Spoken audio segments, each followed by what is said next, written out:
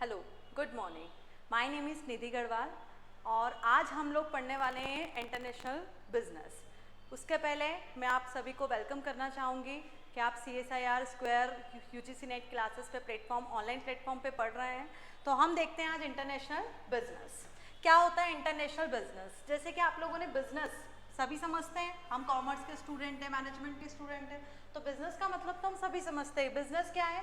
कोई भी एक एक्टिविटी, कोई भी एक गतिविधि जो एक प्रॉफिट कमाने के उद्देश्य से की जाती है। तो बिजनेस क्या है? जो भी एक प्रॉफिट अर्न करने के उद्देश्य से की जाती है। यहाँ पे हमारा मेन मोटो ही क्या होता है कोई भी बिजनेस करने का? वो प्रॉफिट कमाना, चाहे वो हम डोमेस्टिक बिजनेस करें चाहे वो हम इंटरनेशनल बिजनेस करें। अब यहाँ पे हम लोग पढ़ रहे हैं इंटरनेशनल बिजनेस, मतलब जो बिजनेस एक्टिविटी अभी तक हम हमारी बाउंड्रीज के अंदर तक कर रहे थे, हम अपने नेशन के अंतर्गत कर रहे थे, अब हमको कहाँ करनी है? अपनी बाउंड्रीज के बाहर करनी है, मतलब अपने नेशन से बियॉन्ड जाके करनी है, दूसरे देश में जाके करनी है। तो हम मीनिंग पढ़ते हैं इसका कि international business refers to any business activity. क्या कह रहे हैं यहाँ पे कि इंटरनेशनल बिजनेस क्या है? कोई भी एक बिजनेस एक्टिविटी है जो कैसे हो रही है? दैट टेक प्लेस बिटवीन 2 और मोर नेशन, जो 2 या 2 से ज्यादा नेशंस के बीच में हो रही है। तो यहाँ तक समझ में आया कि इंटरनेशनल बिजनेस क्या होता है? कोई भी बिजनेस एक्टिविटी जो 2 या 2 से ज्यादा नेशंस के बीच में होती है। अब इसमें क्या क्या शामिल है? क्या इसमें सिर्फ गुड्स ही आता है? इसमें क्या सिर्फ सर्विसेज आती हैं कि गुड्स हमने जो परचेज किया, सेल किया? अच्छा, हम जब भी कोई बिजनेस एक्टिविटी करते हैं तो हम उसको क्या कहते हैं? परचेज करना या सेल करना। पर जब हम इंटरनेशनल बिजनेस के हम टर्म्स में जब हम बात करेंगे तो इंटरनेशनल बिजनेस के टर्म्स में हम उसको क्या कहते हैं? Import and export. इम्पोर्ट का मतलब क्या हो गया यहाँ पे? इम्पोर्ट का मीनिंग क्या हो गया?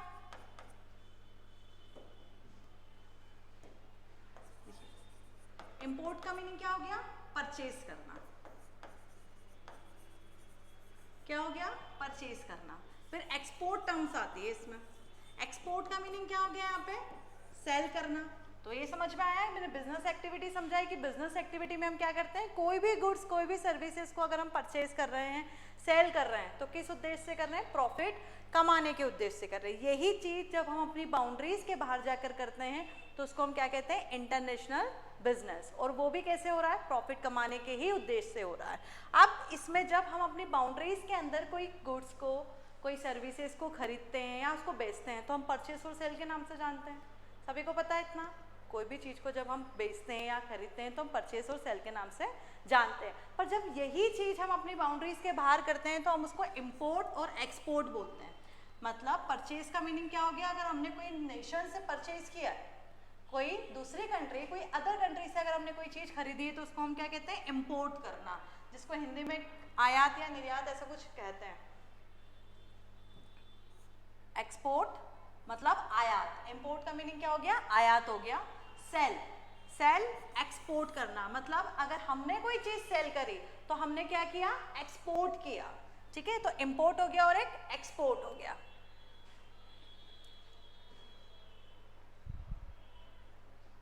देखिए अब नेक्स्ट है, it involve the exchange of goods और सर्विसेज। क्या अब इसमें सिर्फ गुड्स और सर्विसेज ही आती हैं? बताइए, क्या इसमें गुड्स और सर्विसेज को ही हम इंपोर्ट एक्सपोर्ट कर सकते हैं? कोई गुड्स अगर मुझे इंटरनेशनल बिजनेस करना है या अपनी नेशंस के बाहर भेजना है तो मैं सिर्फ गुड्स को ही भेज सकती हूँ? मैं कोई सर्विसेज ही दे सकती हूँ? कि सर्विसेज में क्या क्या आ जाएगा? ये बताइए, सर्विसेज में क्या क्या आ जाएगा? क्या सर्विसेज में जो मैं अभी आपको दे रही हूँ, क्या मैं कोई गुड सेल कर रही हूँ? सर्विसेज दे रही हूँ। डॉक्टर क्या देता है? अपनी सर्विसेज दे रहा है। तो क्या ये सर्विसेज हम अपनी बाउंड्रीज के बाहर जाके नहीं दे सकते?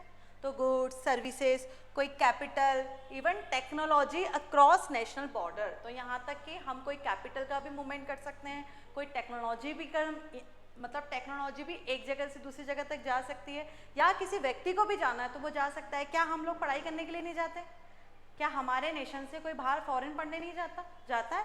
तो हम इसमें क्या बोल सकते हैं? It involve exchange of goods, services, capital and even technology across national borders.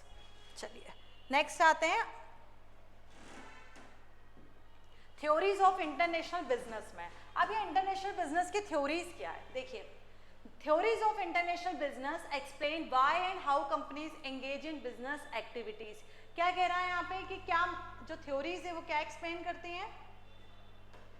Theories क्या एक्सप्लेन कर रही हैं कि क्यों और कैसे कैसे कोई कंपनीज बिजनेस एक्टिविटी में एंगेज होती है across national borders, offering framework for understanding the drivers and mechanism of global trade, investment and operation.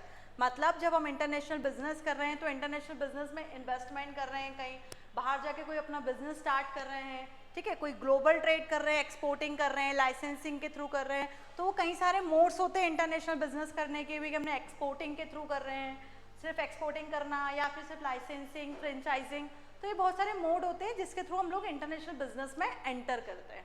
वैसे ही यहाँ पे जो थ्योरीज है इंटरनेशनल बिजनेस की वो क्या समझा रही है, क्यों और कैसे कोई कंपनी बिजनेस एक्टिविटीज में एंगेज होती है, तो उसके लिए एक फ्रेमवर्क प्रोवाइड करता है हमको थ्योरीज ऑफ इंटरनेशनल बिजनेस। देखिए फर्स्ट थ्योरी जो है वो है मर्केंटाइलिज्म। क्या है थ्योरी? मर्केंटाइलिज्म। कब आई है? 16 to 18 सेंचुरी, 16वीं से 18वीं शताब्दी के बीच में आई थी। A nation wealth is measured by its accumulation of gold and silver achieved through a trade surplus। ये क्या बताता है? जो मर्केंटिलिज्म थ्योरी है, तो यहाँ पे हम लोग किस चीज़ की बात करते थे पहले? यहाँ पे हम लोग अगर किसी कंट्री की हमको वेल्थ पता करनी होती थी तो हम वेल्थ कैसे पता करते थे? उसके गोल्ड और सिल्वर से, कि किसी कंट्री के पास कितना गोल्ड और सिल्वर का एक्यूमुलेशन है। एग्जाम्पल से समझाती हूँ आप लोगों को। जैसे कि हम गर्ल्स हैं, ठीक है, और हमारे पेरेंट्स अगर कोई लड़का देखने जाते हैं तो क्या देखते हैं वो लोग? कि भाई कमाता है कि नहीं लड़का, उसके पास घर वर है कि नहीं, जमीन जायदाद है कि नहीं है। तो हम उसकी हमको वेल्थ कैसे पता चलती है? अगर हम सिंपल शब्दों में बोले तो सामने वाले की औकात हमको कैसे पता चलती है? कि उसके पास घर है कि नहीं, गाड़ी है कि नहीं, जॉब है कि नहीं, उसके घर में कितने क्या लोग हैं, कितनी उसके पास प्रॉपर्टी है, उससे हमको वेल्थ पता चलती है। वैसे ही जब हमको किसी नेशन की वेल्थ पता करनी होती थी तो हम क्या देखते थे? कि उस कंट्री के पास कितने गोल्ड और कितने सिल्वर हैं। क्लियर? यहाँ से कितने गोल्ड और कितने सिल्वर है। तो implication for business, government support export and restrict import. अब यहाँ पे जो ये चीज है, यहाँ से क्वेश्चंस बनता है कि कौन सी ऐसी थ्योरी है इंटरनेशनल बिजनेस की जो सिर्फ एक्सपोर्ट के लिए काम करती है, जो सिर्फ एक्सपोर्ट को ही बढ़ावा देती है और इंपोर्ट को मना करती है? भाई देखिए, एक्सपोर्ट इंपोर्ट दोनों जरूरी है। अगर सभी कंट्रीज बोलेंगे कि हम तो एक्सपोर्ट करेंगे, सभी कंट्रीज बोल रही हैं कि हम तो एक्सपोर्ट करेंगे, और कोई जब सभी कंट्रीज एक्सपोर्ट करेंगी तो इंपोर्ट कौन करेगा? भाई मैं भी सेल करूंगी, आप भी सेल करोगे, तो हमसे खरीदेगा कौन फिर? क्यों? इसके पीछे एक लॉजिक है। क्या? कि क्यों भाई एक्सपोर्ट ही क्यों करना है, इंपोर्ट क्यों नहीं करना? क्योंकि ये बोला जाता है कि जब हम एक्सपोर्ट करते हैं, मतलब एक्सपोर्ट करना मैंने अभी क्या बताया था? सेल करना। जब हम सेल करते हैं अपने कोई गुड्स को, सर्विसेज को, तो बदले में हमको क्या मिलता है? पैसा। क्या मिलता है हमें? बदले में पैसा मिलता है। तो जितना फॉरेन की करेंसी हमारी कंट्री में जब आती है तो हमारी कंट्री के फॉरेन रिजर्व्स बढ़ते हैं, और जब हमारे फॉरेन कंट्री के रिजर्व हमारी कंट्री में जब बढ़ते हैं, एक्यूमुलेशन होता है उनका, तो हमारी कंट्री की वेल्थ बढ़ती है। इसलिए हर कंट्री क्या चाहती है? कि जितना फॉरेन का पैसा मेरे पास आएगा, जैसे कोई फॉरेन कंट्री है, हम ज़्यादा से ज़्यादा उसको हम ज़्यादा से ज़्यादा क्या करेंगे? सिर्फ इम्पोर्ट ही करेंगे, तो बदले में क्या देना पड़ेगा? पैसा देना पड़ेगा। तो हमारे पास से जो हमारी करेंसी वो भी जा रही है। इतनी चीज़ समझ में आई कि बाहर से अगर हमने कोई इंपोर्ट किया, परचेज किया जब कोई चीज़, तो उसके बदले में हमको पेमेंट करना है उसको, क्योंकि हमने उससे खरीदा है कोई सामान। जब हम सामने वाली कंट्री से खरीदेंगे और बदले में उसको जब हमें पैसा देना पड़ेगा, तो हमारी कंट्री तो पूरी खत्म ही हो जाएगी धीरे धीरे करते करते। इसलिए हमारी गवर्नमेंट क्या बोलती है? कि आप ज़्यादा से ज़्यादा एक्सपोर्ट करो, बाहर की जो चीज़ों पे आप डिपेंडेंस अपनी कम रखो। जैसे हम चाइना का गुड्स यूज़ करते हैं बाहर, जापान का, यूएसए का, बाहर का कैपिटल गुड्स। आज भी हम कैपिटल में, मशीनरी वगैरह में तो कैपिटल पर ही आधारित हैं हम उसमें आधारित, क्योंकि हम लोग इतने एफिशिएंट नहीं है, हमारे पास लेबर की एफिशिएंसी ज़्यादा है, तो हम लोग ज़्यादा हैंडलूम्स वगैरह, क्लोथिंग, टेक्सटाइल्स पे ज़्यादा फोकस करते हैं। ठीक है, तो ये वाली थ्योरी जो है, आपको क्या इसमें सिर्फ क्या याद रखना है? कि जो मर्केंटाइलिज्म थ्योरी है वो सिर्फ इतना बोल रही है कि कोई नेशन की वेल्थ अगर हमें पता करना है तो उस नेशन के पास कितना एक्यूमुलेशन है, कितने गोल्ड और सिल्वर के रिजर्व्स हैं, इससे हम पता कर सकते हैं। दूसरी चीज आपको इसमें सिर्फ ये याद रखनी है कि गवर्नमेंट यहाँ पे सिर्फ एक्सपोर्ट को सपोर्ट कर रही है, क्योंकि वो क्या बोल रही है कि आप एक्सपोर्ट करोगे तो बदले में क्या आएगा? पेमेंट आएगा। पर ऐसा हो सकता है क्या रियल लाइफ में? नहीं, क्योंकि सभी यही बोलेंगे हम भी एक्सपोर्ट करेंगे तो बदले में हमारे पास पैसा आएगा और हमारी कंट्री की वेल्थ बढ़ेगी। पर हमें क्या करना पड़ेगा उसके लिए? इंपोर्ट एक्सपोर्ट दोनों ही जरूरी है। तो थ्रू टैरिफ्स एंड सब्सिडीज, क्या बोल रहे हैं यहाँ पे आप? इंपोर्ट पे हम क्या लगा देंगे? रेस्ट्रिक्शंस लगा देंगे। और इंपोर्ट पे रेस्ट्रिक्शंस कैसे लगता है? जब हम टैक्स लगा देते हैं। कोई गुड्स अगर बाहर हमको 10 रुपए में मिल रहा है और हमारी कंट्री में 12 रुपए में वो चीज़ बिक रही है, तो जब बाहर से कोई गुड्स आएगा तो आप कौन सी चीज़ को लेना प्रेफर करोगे? 10 रुपए वाली चीज़ को। तो गवर्नमेंट क्या करती है, उस पर 2 रुपये टैक्स लगा देती है, तो वो चीज़ 12 रुपये की हो जाएगी, या 3 रुपये का टैक्स लगा देगी तो वो चीज़ महंगी हो गई। अब आप उसको लोगे क्या? नहीं लोगे। तो गवर्नमेंट ने क्या कर दिया, रेस्ट्रिक्शन लगा दिया इम्पोर्ट पे। कैसे? टैरिफ्स और सब्सिडीज के थ्रू। समझ में आया यहाँ तक? क्रिटिसिज्म में क्या है? Protect protectionism and ignore mutual benefits of free trade. अब यहाँ पे किसकी बात कर रहे हैं? यहाँ पे हम म्यूचुअल बेनिफिट को इग्नोर कर रहे हैं। म्यूचुअल बेनिफिट होना चाहिए तभी तो हमारी कंट्री के इंटरनेशनल, जो हमारे इंटरनेशनल बिजनेस कर रहे हैं उसके टर्म्स अच्छे होंगे, है ना।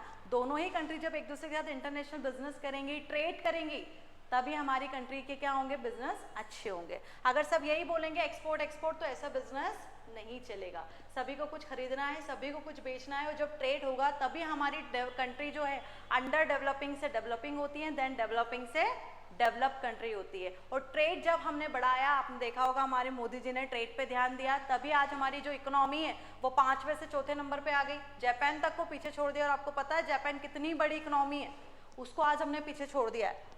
चलिए नेक्स्ट है एब्सोल्यूट एडवांटेज थ्योरी। किसने दी थी है?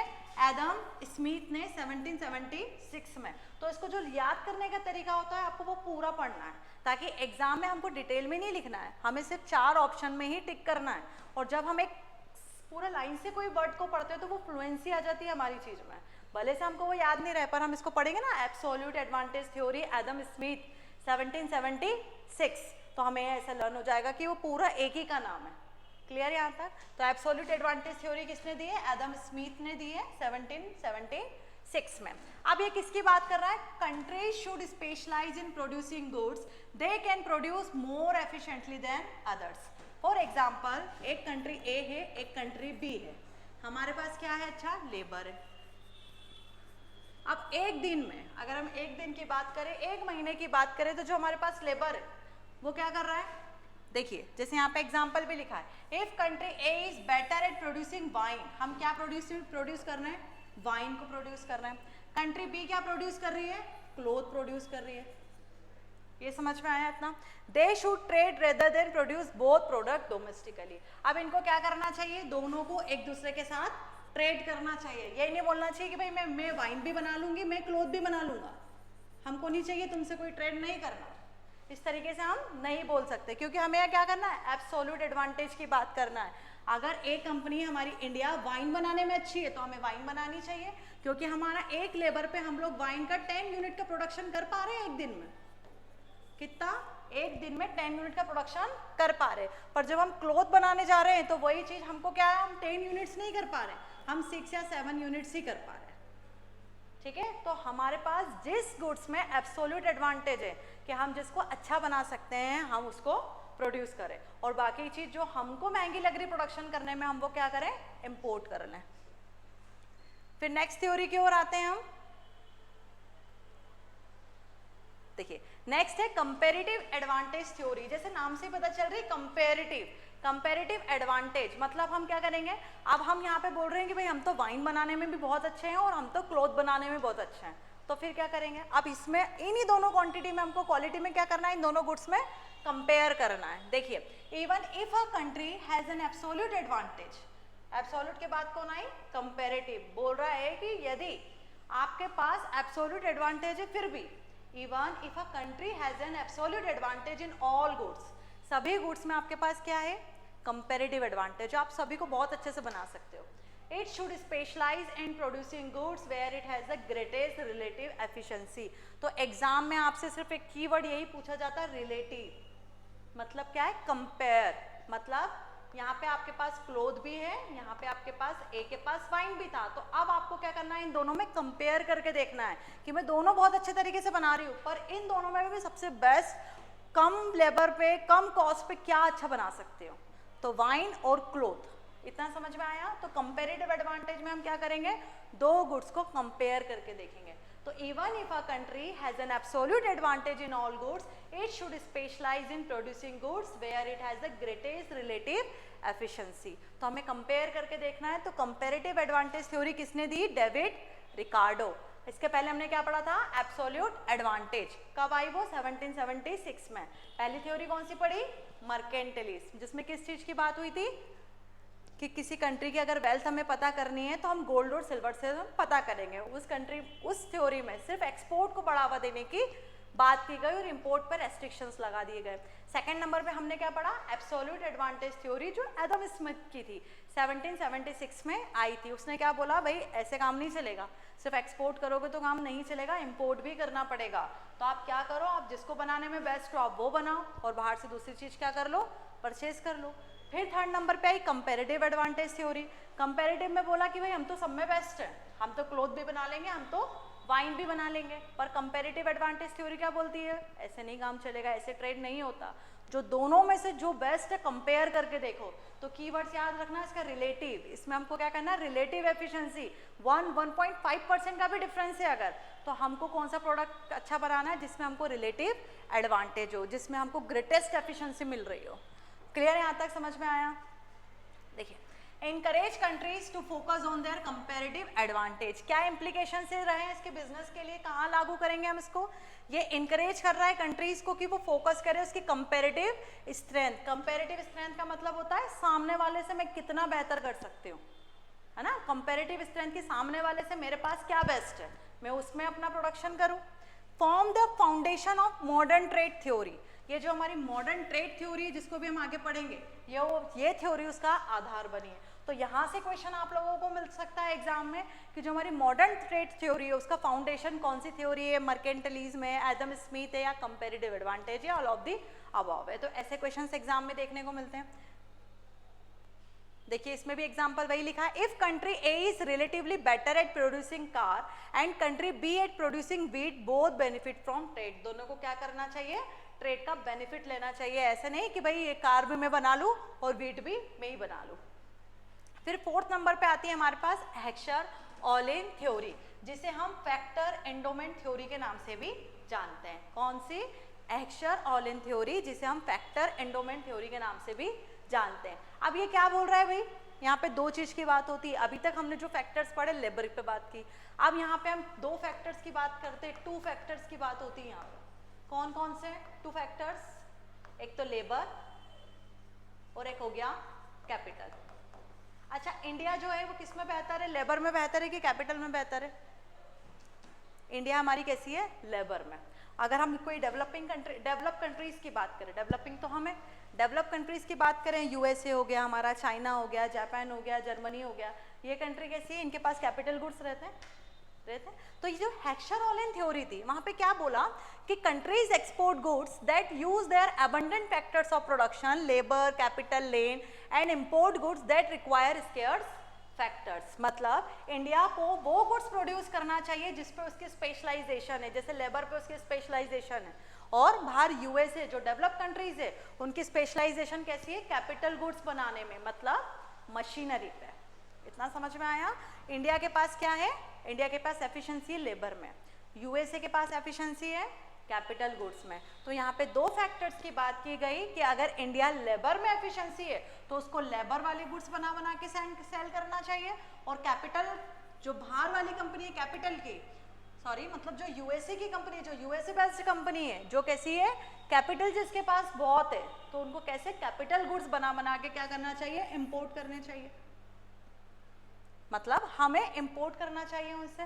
तो अगर हम इसमें बात करें कि इंडिया को लेबर गुड्स एक्सपोर्ट करना है और कैपिटल, और यहाँ पे यूएसए को कैपिटल गुड्स एक्सपोर्ट करना है, तो इतना समझ में आया। हम एक्सपोर्ट करेंगे तो वो इंपोर्ट करेगा, वो एक्सपोर्ट करेगा तो हम इंपोर्ट करेंगे। तो किसको कैसा एक्सपोर्ट करना है, किसको कैसा इंपोर्ट करना है? तो इंडिया को लेबर गुड्स एक्सपोर्ट करना है और यूएसए को कैपिटल गुड्स एक्सपोर्ट करना है। तो हेक्सर-ऑलिन थ्योरी यही कहती है countries export goods that use their abundant factors of production. Country को वो गुड्स एक्सपोर्ट करने चाहिए जिसका उसके पास अबंडेंट फैक्टर्स ऑफ प्रोडक्शन हो, मतलब उसके पास जो चीज बहुत ज्यादा हो। इंडिया के पास लेबर ज्यादा है तो उसको लेबर का प्रोडक्शन करना है, और यूएसए के पास अगर कैपिटल है तो उसको कैपिटल इंटेंसिव गुड्स बनाने।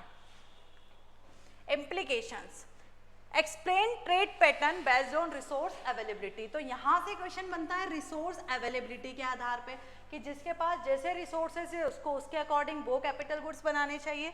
Encourage business to align production with factor endowment. अपने बिजनेस को इनकरेज करना चाहिए ताकि वो प्रोडक्शन को, जो भी प्रोडक्शन कर रहे हैं तो प्रोडक्शन कैसे अलाइन होना चाहिए, जो फैक्टर्स उनके पास अवेलेबल हो। ठीक है, अगर उनके पास लेबर है तो उनको लेबर इंटेंसिव गुड बनाना है, अगर उनके पास कैपिटल है तो कैपिटल इंटेंसिव गुड्स बनाना है। ये मैंने एग्जांपल दिया था आपको कि इंडिया के पास लेबर ज़्यादा है तो इंडिया हमारे लेबर इंटेंसिव गुड्स बनाएगी, और यूएसए के पास कैपिटल है, जर्मनी के पास कैपिटल है तो वो हमको कैपिटल गुड्स एक्सपोर्ट करेगी। क्लियर है यहाँ तक? देखिए, कैपिटल रिच कंट्रीज एक्सपोर्ट करेगी मशीनरी को, जबकि जो लेबर एबंडेंट कंट्रीज है वो एक्सपोर्ट करेंगी टेक्सटाइल्स को, क्लोथिंग को, जिसमें हम लोगों की अच्छी एफिशिएंसी है। फिर नेक्स्ट आती है हमारी प्रोडक्ट लाइफ साइकिल थ्योरी, जिसको किसने दिया है? रेमंड वर्नन ने 1916 में, जिसको हम शॉर्ट में बोलते हैं PLC cycle, product life cycle theory. देखिए, इसका जो डायग्राम होता है इस तरीके से बनता है, आपने सभी ने देखा होगा, मार्केटिंग में भी हम पढ़ते हैं इस चीज को।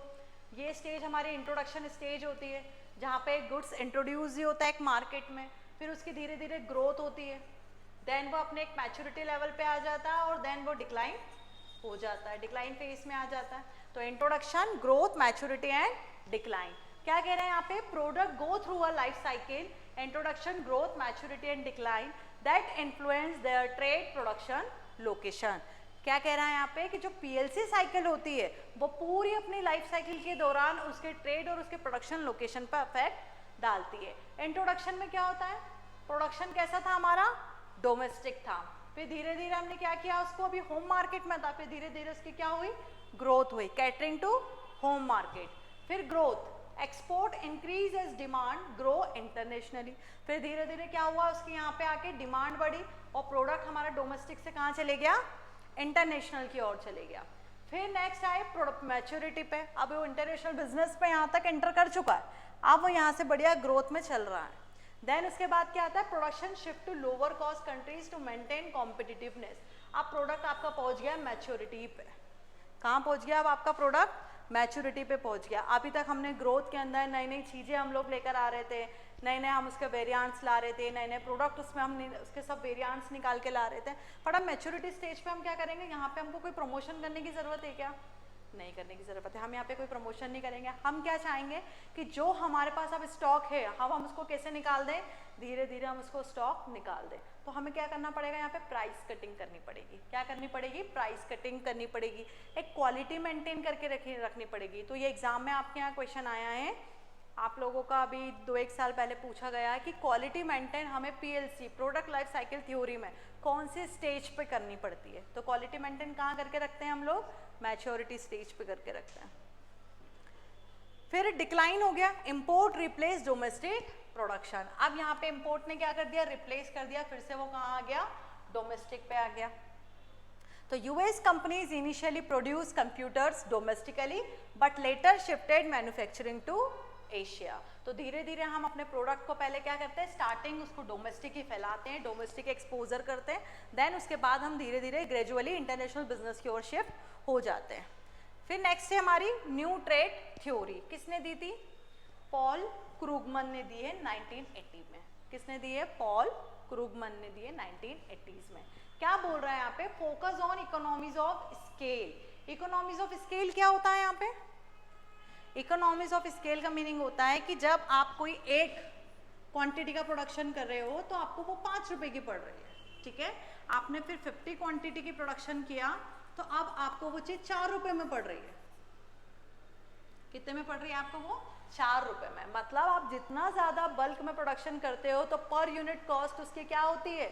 कम होती जाती है। उसको कहते हैं हम economies of scale and network effect which can lead to monopoly like advantage for first mover in certain industries। तो न्यू ट्रेड थ्योरी ये बोलती है कि अगर मार्केट में सबसे पहले कोई ऐसी इनोवेटिव चीज है जो लेकर आएगा उसको मिलेगा ये फर्स्ट मूवर एडवांटेज। तो न्यू ट्रेड थ्योरी किससे रिलेटेड हो गई? फर्स्ट मूवर एडवांटेज से रिलेटेड हो गई कि जितना ज़्यादा आप बल्क में प्रोडक्शन कर पाओ, जितना ज़्यादा मोनोपोली क्रिएट कर पाओ, ये चीज आपकी। तो international trade allow specialisation and cost reduction through large scale production. अब इंटरनेशनल ट्रेड क्या कर रहा है कि आप आपकी चीज़ों में, आपके प्रोडक्ट में कुछ ऐसी स्पेशलाइजेशन लेकर आओ जो लार्ज स्केल प्रोडक्शन पर आप क्या कर सको, उसको प्रोड्यूस कर सको। और जब लार्ज स्केल प्रोडक्शन करोगे आप, तो आपकी जो पर यूनिट कॉस्ट है वो क्या हो जाएगी, कम हो जाएगी। तो गवर्नमेंट में support strategic industries to achieve first mover advantage. Example, companies like Boeing and Airbus dominate the aircraft industry due to early entry and economies of scale. Companies कौन कौन सी, बोइंग और एयरबस, यही चलती है हमारी एयरक्राफ्ट इंडस्ट्री में। Due to early entry and economies of scale, इन दोनों ने क्या कर रखा है, अभी फटाफट एंट्री ले रखी है और इकोनॉमीज ऑफ स्केल को अचीव कर रखा है। मतलब यहाँ पे जो पैसेंजर होते हैं वो सबसे ज़्यादा बोइंग में जाते हैं और एयरबस में जाते हैं। अभी जो हमारा ये अहमदाबाद वाला जो क्राइसिस हुआ है अहमदाबाद में, अभी यहाँ पे यही चीज़ चल रही है भाई, बोइंग और एयरबस ये दोनों के एयरक्राफ्ट है। सबसे ज़्यादा किसके सबसे ज़्यादा केस बने, तो भाई बोइंग के सबसे ज़्यादा केस बने। आप लोग भी अगर नेक्स्ट टाइम कभी बैठो तो देख के बैठना, एयरबस में बैठना, बोइंग में मत जाना। चलिए, ये टॉपिक हमारा यहाँ खत्म होता है इंटरनेशनल बिजनेस में। आज हमने इंटरनेशनल बिजनेस का मीनिंग पढ़ा, इंटरनेशनल बिजनेस को समझा, उसकी थ्योरी पढ़ी, हमने फ्रेमवर्क को एक कवर किया।